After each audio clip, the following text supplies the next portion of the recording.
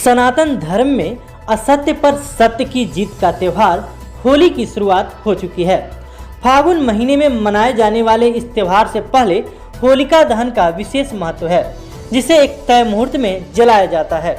होलिका दहन के अगले दिन इसके राख से और फिर बाद में रंग अबीर गुलाल से होली खेली जाती है। साथ ही होली के दिन पुआ पकवान और मांस मदिरा का भी लुत्फ उठाते हैं। होलिका दहन के पीछे ऐसी मान्यता है कि असत्य पर सत्य का विजय होना। जगह जगह काफी पहले से ही फाग गीत गाए जाते हैं। ढोलक, तबला, झाल, मजीरा, हारमोनियम की धुन के साथ जोगीरा, सारा रारा के सुर होली के रंग को और गहरा कर देते हैं।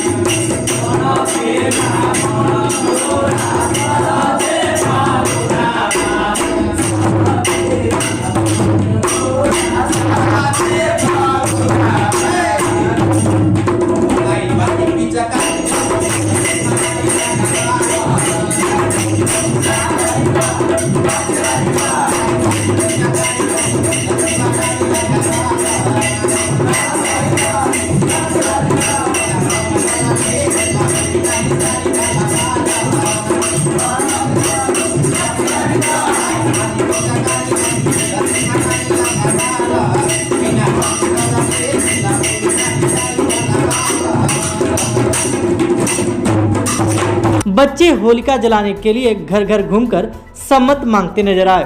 उनकी जुबान पर सम्मत मांगते हुए ये सुर भौतिकवादी युग में विलुप्त होती इस परंपरा की याद को ताजा करती है।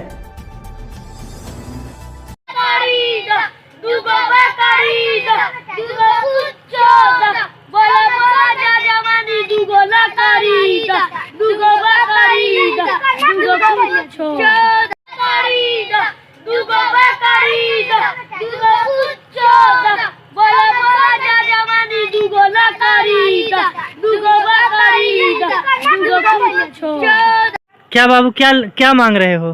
सम्मत। किस लिए, क्या होता है, क्या करोगे इसका बताओ? जलाएंगे। अच्छा, होली को लेकर होलिका जलाने के लिए सम्मत मांगने निकले हो? तो कोई कहता है या खुद अपने मन से कहता है? कौन बोलता है, बताओ पूरी बात। सब बोलता है। क्या? सोने सोने के मारी दूगो लकड़ी दा, दूगो बकरी दा, दूगो कुछ। अच्छा, एक घर घर से लोग लकड़ी मांगते हैं और जा कर के सम्मत पर रखते हैं। हम लोग भी बच्चे थे तो घर घर जा कर के मांग कर रखते थे। और ये जो परंपरा है बहुत पुरानी चली आ रही है, लेकिन अभी जो परंपरा चल रही है से लुप्त होते जा रही है। इसलिए देखने का ज़रूरत है कि परंपरा लुप्त नहीं हो। तो ये होलिका दहन में इस लकड़ी का काम आता है? हाँ, ये होलिका दहन में लकड़ी काम आता है और सभी लोग शाम में जा कर के वहाँ बड़ी रखते हैं उसमें, और पंचकर्मा भी करते हैं और पूजा भी करते हैं। और ये अब जो नया मॉडल आ रहा है इसमें लुप्त होते जा रहा है। इसे हम लोग को बचाए हुए रखना जरूरी है। होली तो प्रतिपदा को मनाया जाता है, लेकिन पहले सबसे जरूरी है कि होलिका दहन, और उसकी खुशी में होली मनाई जाती है। होलिका दहन हमारे हिंदू में एक बहुत बड़ा पर्व है। इसमें एक माने सतता की जीत बताई जाती है। और ऐसी स्थिति में पूर्व कथा है कि प्रहलाद चूँकि राक्षस कुल में जन्म लिए थे और उस राक्षस कुल को ये करने के लिए भगवान विष्णु के भक्त थे, और असत्य पर सत्य की जीत के लिए प्रहलाद ने कार्रवाई किए थे। और उसी क्रम में उनकी फूआ एक थी जिनका नाम था होलिका। वो अपने भाई से बहुत प्रेम करती थी और भाई के क्रम में अपने भतीजा को भी मरवाने के लिए कई कदम भी उठाई। फागुन माह के अमावस्या तिथि के दिन हवन अग्नि कुंड में, समझिए उस समय में अग्नि कुंड बनाया जाता था, और अग्नि कुंड में उन्होंने प्रहलाद को लेकर बैठ गई कि प्रहलाद मर जाएंगे और हम बच जाएंगे, क्योंकि उनको बचने का आशीर्वाद ईश्वर से प्राप्त था। लेकिन सत्य पर असत्य पर सत्य की विजय हमेशा हुआ है।